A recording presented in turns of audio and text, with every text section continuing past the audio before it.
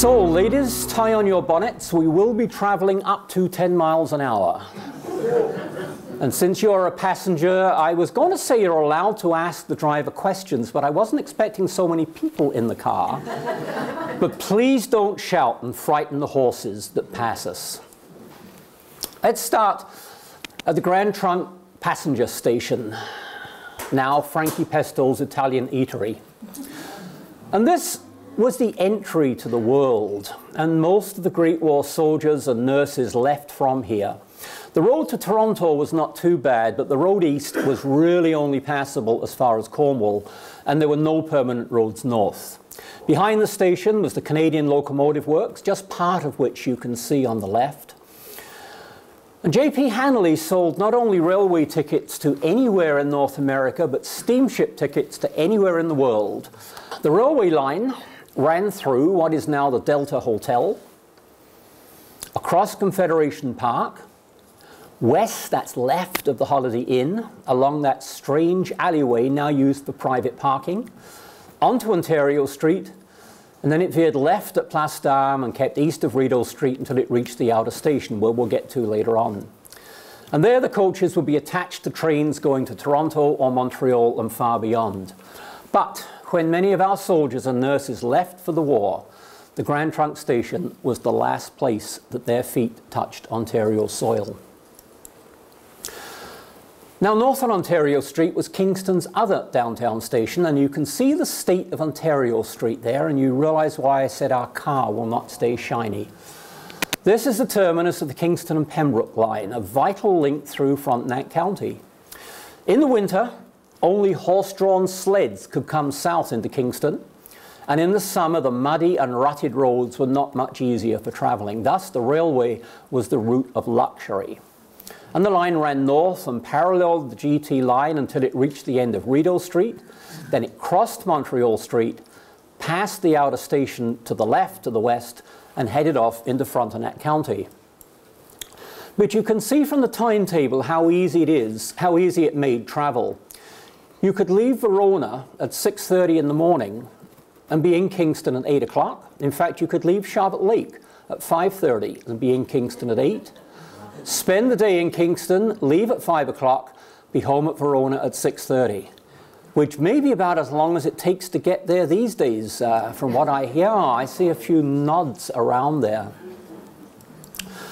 The railway ran right past Tête de Pont, and this made the fort an ideal place for gathering large groups of people, large groups of soldiers before they boarded the train that would stop there, either for disembarking when they returned. Now, the gateway originally protruded halfway across the present Ontario Street. You can see here it sticks out. A number of people look at this picture and say there's something wrong. And that's what's wrong. In the 1920s, as Ontario Street became busier and busier, the traffic hazard was removed in good army fashion by moving the gate 16 feet inside the walls, which I think meant they didn't have to use any new stone at all.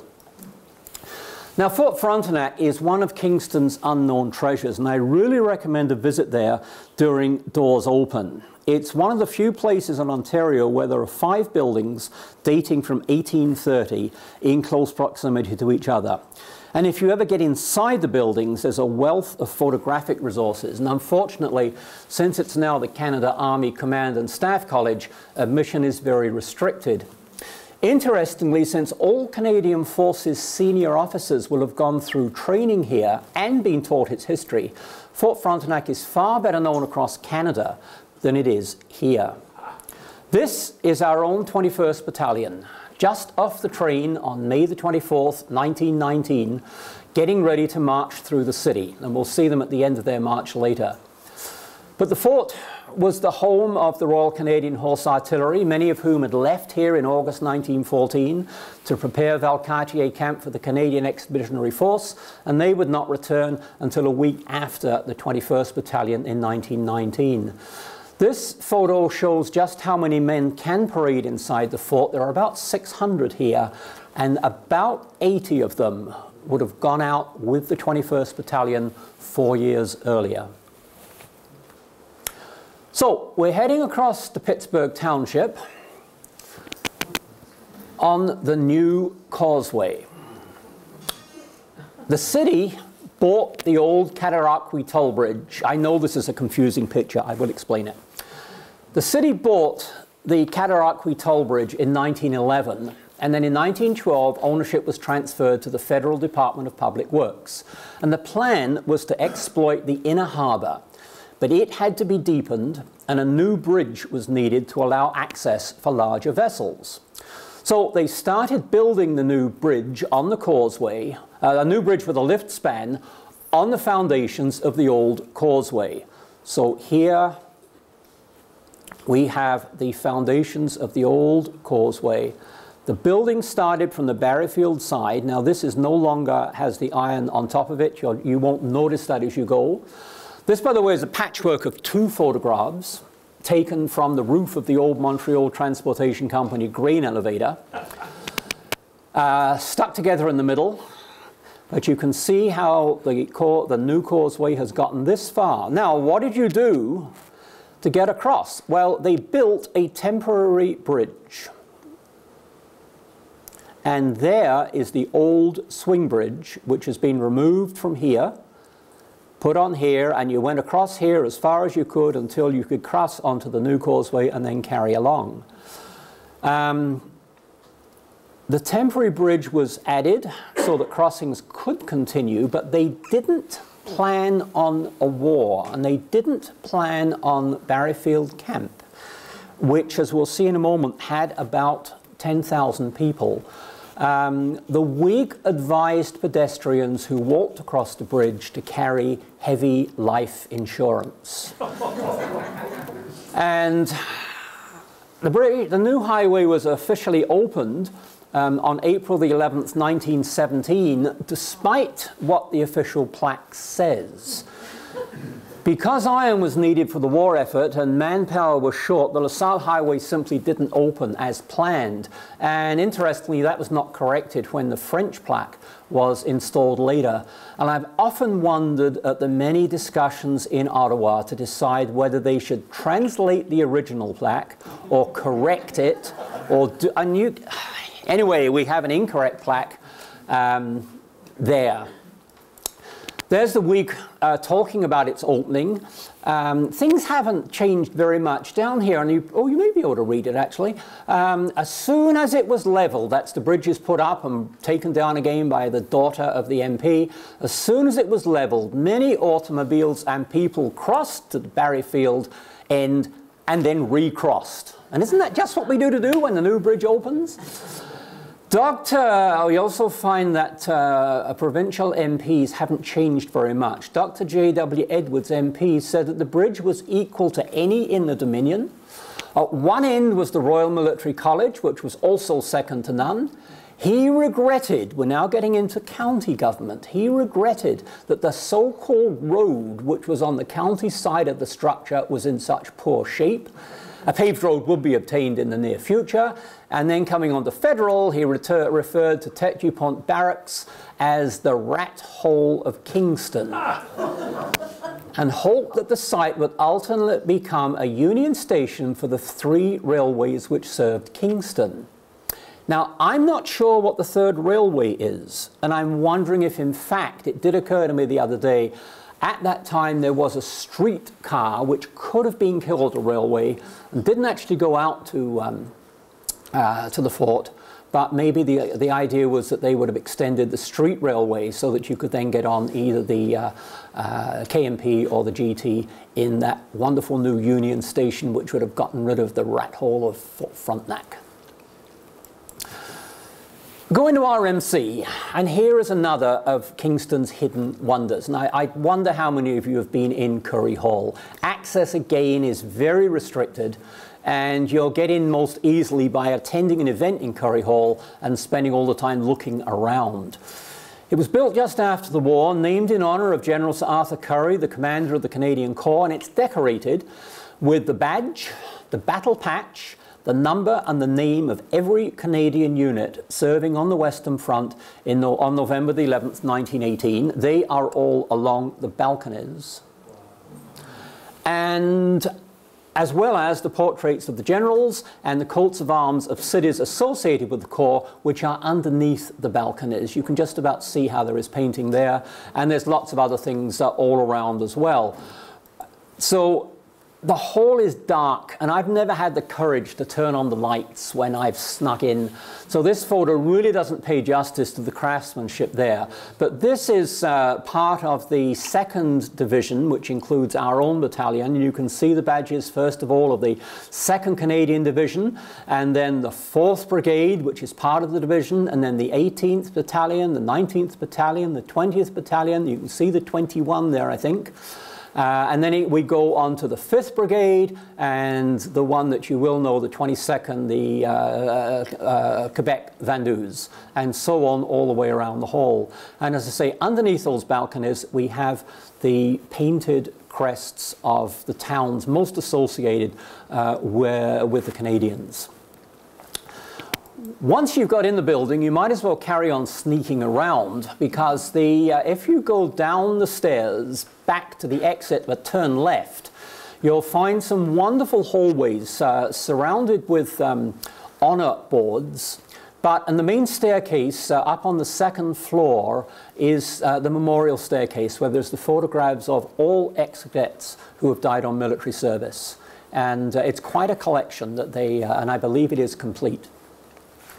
Also, of course, at RMC is the Memorial Arch, and as you see there, it's clearly stated what it's for, to the glorious memory of the ex-cadets, etc. This was one of the interesting parts in putting together this tour book. I said at the start that we were trying to get rid of some of the erroneous errors that people have.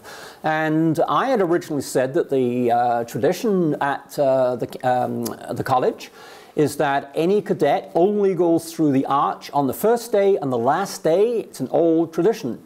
And the tour book had been proofed and read by many people until finally somebody said, but this was the main entrance until the 1980s, when the new entrance was built. And I think I remember, and this he's thinking back all of 40 years, that I walked through it all the time, and he's absolutely correct. So that tradition of cadets only going through on the first and last days is not an old tradition. It started sometime around 1980, but it's exactly how erroneous rumors, which we think are facts, can start. So just further up is Fort Henry. Many of us tend to think of Fort Henry as the jewel of Kingston, despite its reincarnation as Fort Fright. But for 3 years, it was simply an internment camp. And without getting into politics, the Canadian government, under pressure from England, had a big problem in 1914 when it realized that there were many people from countries with whom we were at war and whose loyalty might be doubted living here. Because all European countries had compulsory military training except for the United Kingdom, and many men were under a legal obligation to return to Canada, to fight against Canada. And an unknown number did leave, often through the United States, to join up and fight. Over 3,000 were interned as prisoners of war in Canada, and 5,000 aliens were also interned, quite often their families. 500 of them in Fort Henry. And until 1917, then they were moved to Kapuskasing, and they were guarded by the 14th Battalion, the Princess of Wales Own Rifles, the militia regiment that lived here. But there you see Fort Henry with some of its 500 people. This is a letter that remains that was written, and starting here it says, "What do you people think over there? How long will the war last? Another year or so? We nearly lost all hope for this year, which is 1916. Say, where is Uncle Fritz's mother's brother? Is he on the front too? I'm keeping well so far. Everything's the same here. It's not very cold this year, one day freezing, the other day raining, and so on. I don't know what to do with myself." But you wonder what it would have been like during a winter such as we have just had. We're going to cross the base to go to the Communications Museum, and if you've never driven through CFB Kingston, you may not realize a most unusual heritage, because many of the streets, in fact I'd like to say all of them, and I'm not sure of that, are named after battles and after military people.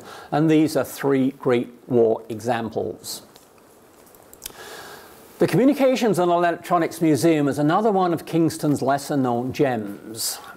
It tells the story of military communications as started by a Kingstonian, Bruce Carruthers. It has an interesting collection of Great War artifacts, mainly to do with communications, and this is just one of half a dozen or so bays on the Great War that they have. But then it has its surprise, a unique display. 3 of the models that Walter Alliard created to guide the sculptures at Vimy. Wow. There's quite a story about how these models got here from Vimy, but they are 3 of the half-size models that Alwood created in England for the sculptors in France to work from. So this is Canada Bereft, which she stands on what is really the front of the memorial, although not the side that most people approach it from, overlooking the empty tomb, or as you see here, looking out over the Douai Plain and the slag heaps of Lens. Also there are the grieving man and the grieving woman. They are on the west of the memorial, which is the side that most visitors approach from. And if you've been to Vimy, you'll remember that you walk from the visitor centre and you go up the steps, and there on either side, there's Walter Alliard himself passing the grieving man.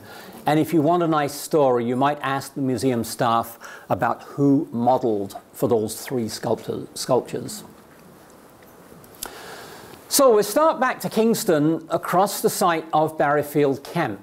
Now this land had been bought by the British Army in 1840, used for training, and after the British left, by the Canadian militia and army. There was almost nothing permanent there. It was a summer tented camp. But in 1916, it held over 10,000 men. This gives you some idea of the conditions, with Fort Henry in the background. And the next is the most impossible slide that you will ever see, and I apologize for it. The original is, as we have measured it, 18 feet wide. And is incomplete, I now find. It's a panorama picture. Can enlarge it just a little bit. Oh, what happened there? Sorry. That's what I meant to do. Here, you can see Barrowfield Church. Here, you can see the Cathcart Tower. So we are going from looking out, this is Wolfe Island, this is the Gananoque Road, there's a car, there are 2 horse-drawn vehicles, there's another car, but there is the whole camp. We're probably on the water tower and close to where the present-day water tower is. Bob Cardwell did some work on this and thinks that that probably is where it was taken from. I've got the original up on the front, and if any of you want to look at it in more detail afterwards, you can. The original, I now find, goes even further across here, and you can see downtown Kingston way in the distance. 10,000 men, all in tents. You might start thinking what that meant to the economy of Kingston. How much food had to be bought, how much they drank, and all those other things. And it's difficult to remember that that is now the present-day CFB Kingston.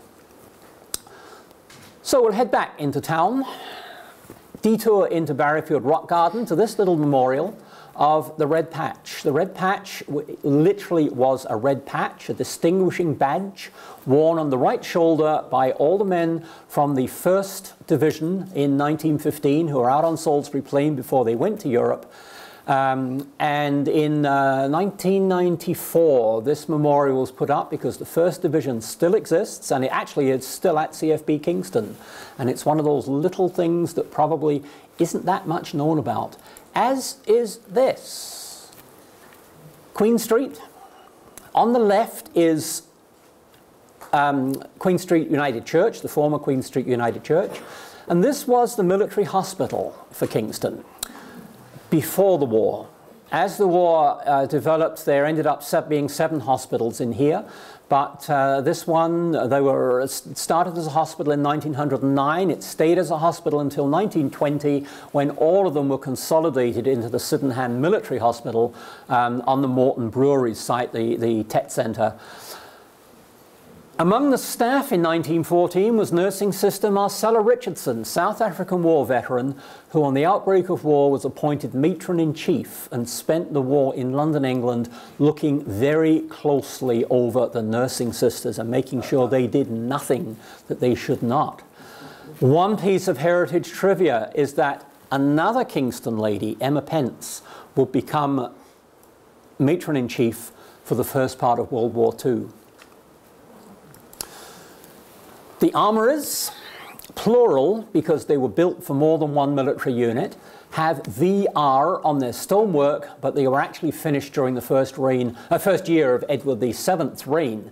And the building, if you haven't been in it, is architecturally fascinating as there's no support for the huge roof over the interior parade square. The 1911 insurance map here calls it a drill shed, and if you ever wonder why it's at this strange angle of Montreal Street, it's because it follows the back lot line, which isn't shown on the map here, rather than going parallel with the street. I have no idea why. It certainly messes up the parking now, but I guess they weren't thinking of it then. In the picture here, notice the dog. Love these so-called formal photographs of this era, which always have something, and the lady who is just wandering past as the photograph is taken. The insurance map also shows the barracks, which are still there on Artillery Park. This, of course, is now the swimming pool and recreation area, but the barracks are still there, and they are an exact duplicate of barracks in Fort Frontenac. The armory also now is subject to security, and if you go and the door is locked, about there you will find a little buzzer button, and if you press the buzzer button, hopefully somebody will come and answer the door for you.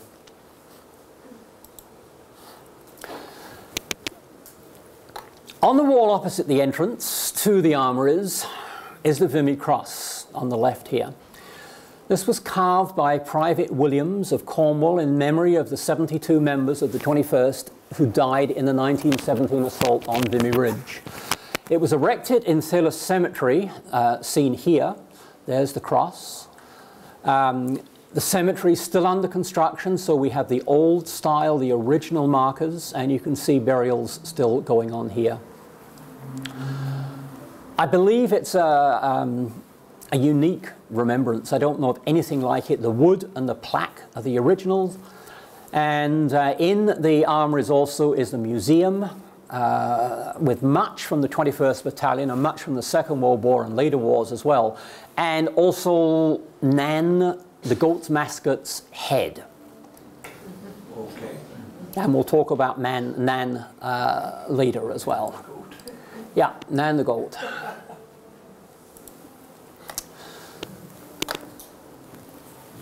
For almost all soldiers, sorry, get rid of that one. Oh, there we go.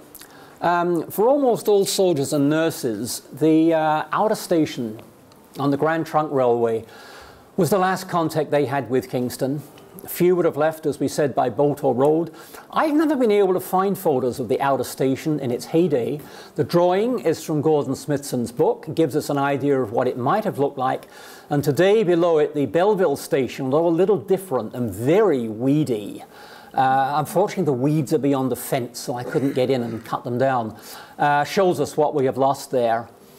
On the right, I used to think that this was a photograph of the Prince of Wales, arriving here in 1919. But I recently found out that he arrived, in fact, at the Johnson Street Inner Station, but there is a Canadian Pacific coach. Why? Because the Canadian Pacific is not that railway. That should have come into the KMP station. So I have no idea whether he came across Canada on Canadian Pacific, came down from Charlotte Lake. You could cross onto the Grand Trunk lines. There was a crossing at where Cataraqui Street is now. Or maybe this isn't Kingston at all. But I left the picture there. It was only the other day it suddenly put all these things together. So we're now going to visit the 3 cemeteries which have Great War burials. I apologize for the snow in some of these. I was only asked to do this in February, and I really assumed that by now all the snow would have gone. And I had to go out the other day and fill in a couple of photographs that I didn't have. 17 men are buried in Soldiers' Row at St. Mary's. And there are 5 other individual graves in the cemetery, and the Great War graves are at the left end of Soldiers' Row. And you can see, as you go in the cemetery, you go right and then second left, and there's you'll find the Soldiers' Row. And of course, that cemetery was in Kingston Township in 1914. Memorial Park and Memorial Wall. In 2012, the city created Memorial Park in front of the Memorial Arena, which commemorates the Second World War dead. And the Memorial Wall has names of all official war deaths from 1900 through 2009 of those who called Kingston and area their home. And new names will be added as they become known. And people always say, well, how do you know? And honestly, since we put that up, I think we've added 15 new names. As I get letters from people saying, why isn't my father there, or this or that? Out again into Kingston Township, the long, slow drive in our Model T, of course, to the military section of Cataraqui Cemetery, one of the more visual remembrances of the war. There are 40 official Great War burials in the military section and 21 elsewhere in the cemetery. There's also a rare unknown burial here.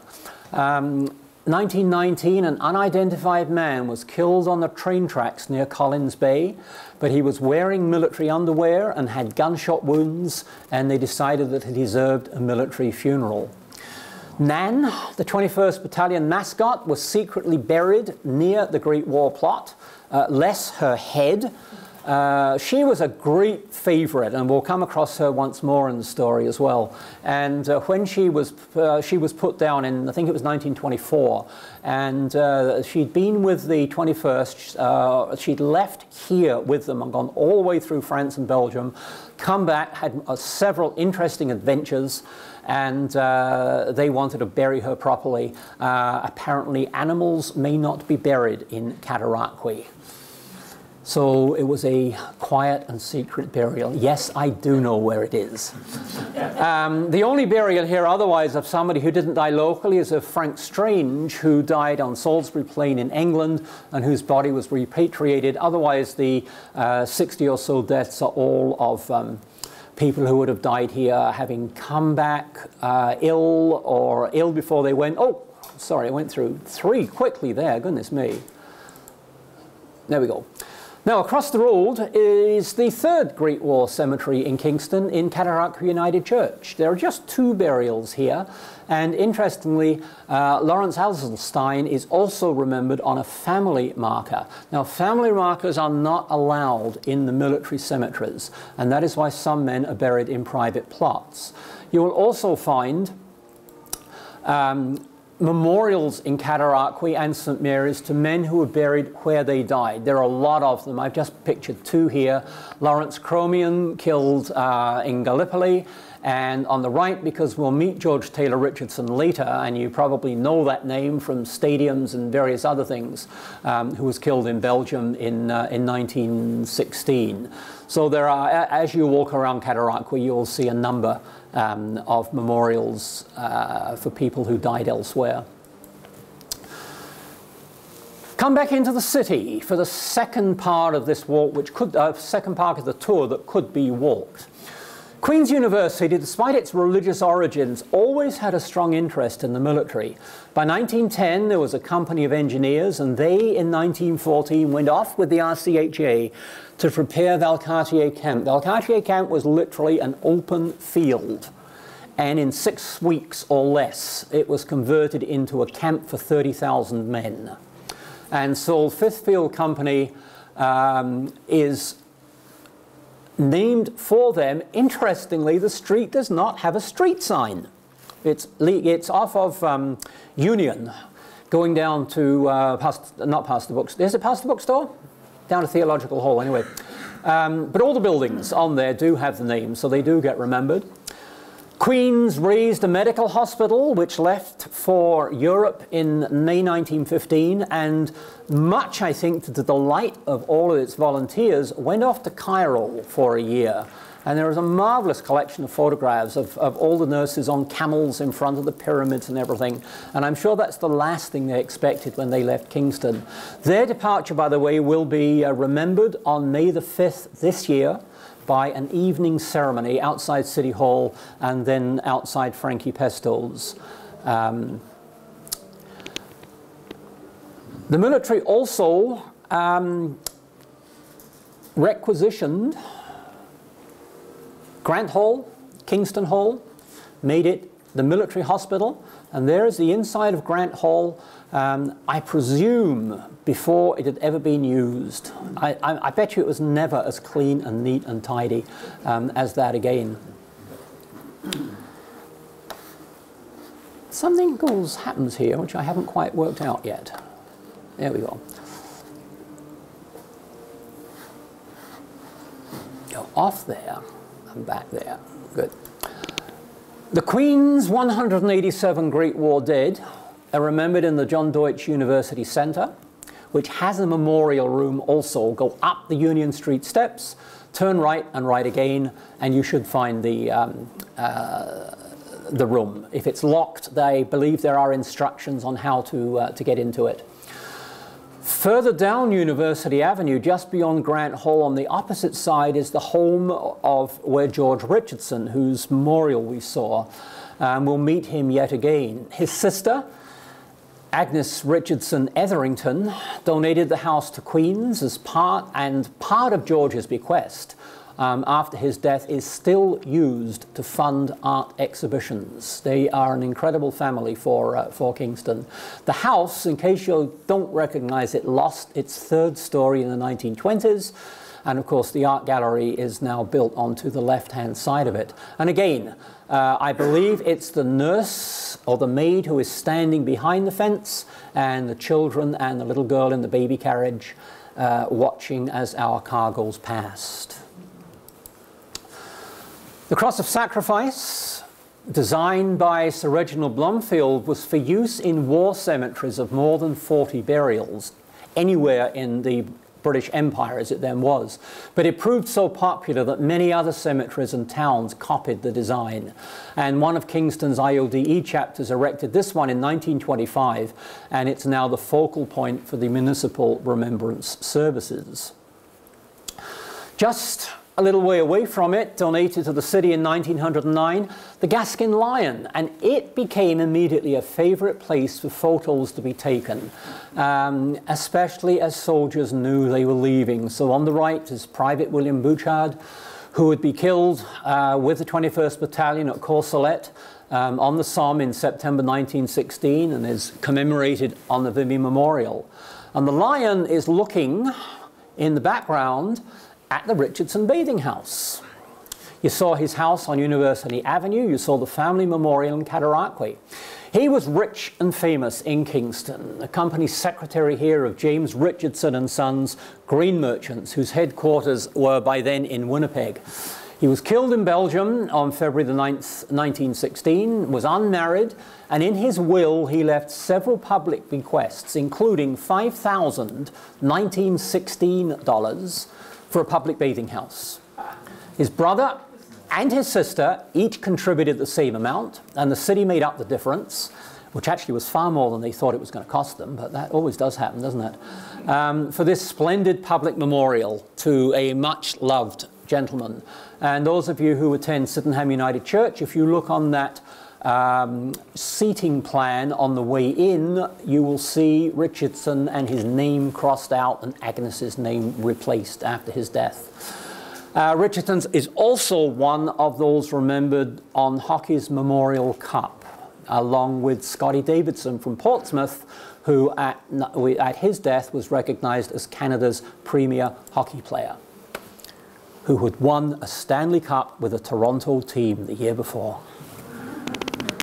The RCHA had been in Kingston, as we said, since 1875 when it was established, and it was only natural for them to place a memorial in the city, here, well in the trees of City Park. It's changed a little bit. It's close to the city's cross of sacrifice, and Kingston must be one of the few cities with competing minutes of silence and last posts each November the 11th, and they are not well synchronized. Further around the park is the memorial to Kingston's own 21st Battalion, perpetuated by the Princess of Wales' own regiment, whose armourers we visited. We don't know the sculptor, but it's a unique figure under the statue, and I don't believe there's another one like it in Canada, and it was certainly not chosen from a catalogue, as so many were. At the west end of the park is the courthouse, which in 1920 was the seat of Frontenac County's council. These stained glass windows are at the top of the main staircase and are over brass panels of the 125 county men whom they commemorate. And this is another difficult to photograph object. But when you go and read, you'll see the names, you'll see surnames which still appear regularly in today's newspapers. Outside the courthouse is the cricket field, and this was used for military events throughout the war. Here is the 21st Battalion parading for its formal photograph. The 22nd Battery, an artillery battery, would practice by firing on the courthouse and then running their horse-drawn guns to the other end of the park and firing on the Murney Tower. The sort of action they thought they would see in France. And it was here in 1919 that the Prince of Wales, who we may have seen arriving at the station, inspected the 21st Battalion after it had returned and presented medals, including the 3 standard war medals for those who had been in action, to Nan, the goat mascot, whom he'd met in France, and when he found her here again, she had to have the medals. St. George's Cathedral was the scene of military funerals and services of thanksgiving, but it retains one unique memento of the war. Artillery units do not have colours. If you get lost, you go and find the guns, not the colour. But when the Army and Navy Veterans Association of Kingston ordered a colour for the 21st Battalion, they thoughtfully ordered one for the 22nd Battery also. And it was presented at the Great Winter Carnival of 1915, and the unit took it to England and deposited it on Wolfe's monument in Westminster Abbey. And you see it up there. You can just see the Union Jack there. This is a book, by the way, by Stephen Harper's father. It remained there until it was brought home by the 21st Battalion, because the 22nd Battery had been disbanded soon after the flag was deposited. It's a long story, which I will tell you someday. You can also see it in Emily Warren's paintings. There are 2 of these, 2 versions of her painting Canada's Tribute. As you leave Curry Hall, they're on the right-hand and left-hand sides of the doors. However, they're romantic pictures. They're not exact, and the flag should be up here, but you really can't see it as you should. Our flag was in terrible shape when it was rediscovered in 2002, and the white silk especially just fluttered off it. It was restored by with a bequest by the granddaughter of the lady who did the original embroidery in Toronto in 1914. So we're now at Market Square, and because of its openness, Market Square was the place where most people congregated for the celebration. Unfortunately, there don't seem to be any surviving images of the crowds at the declaration of war, nor on the morning when news of the armistice reached Kingston. The Daily Whig building, which of course is now city property, also attracted crowds since the latest news and casualty lists were posted there. The Daily Standard offices were up on Princess Street, and while they always talked about crowds, there cannot have been as many as there were here. And 6 months after the armistice, the crowds gathered 3 times to welcome Kingston units back home. The 2nd Battalion came on April the 23rd, the RCHA at the end of May, and like the 21st Battalion pictured here, they marched from Fort Frontenac along Ontario and up Brock Street and into the square. You see some more nice cars there, not nearly as nice as the one you're in. Surrounded by cheering crowds, even up on the rooftops. You'll see them up on the rooftops in the next picture a little bit better. And somewhere here, the newspapers reported, is a movie camera, but the film does not seem to have survived. It will be absolutely fascinating if it ever is found. There you see people way up on the roof of City Hall.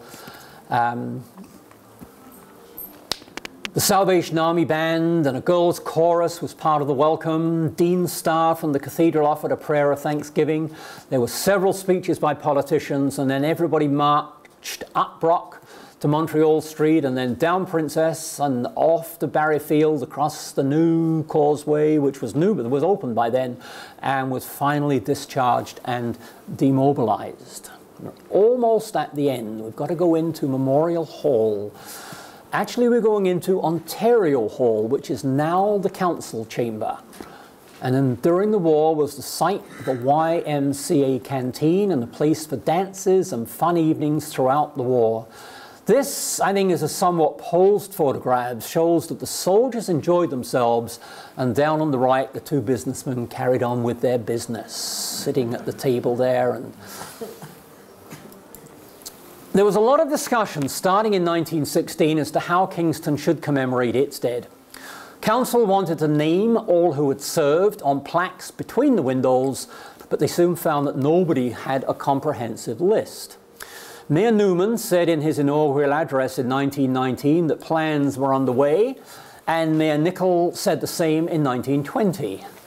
The Daily Standard had asked for ideas, among which were an Arch of Liberty and Freedom, where Wellington Street meets the park, where the 21st Battalion Memorial is, a granite shaft in Market Square, a comfort station, a bridge to Cedar Island, an orphan's home, extending Sydenham Street from Brock to Princess, and reorganizing the hospital.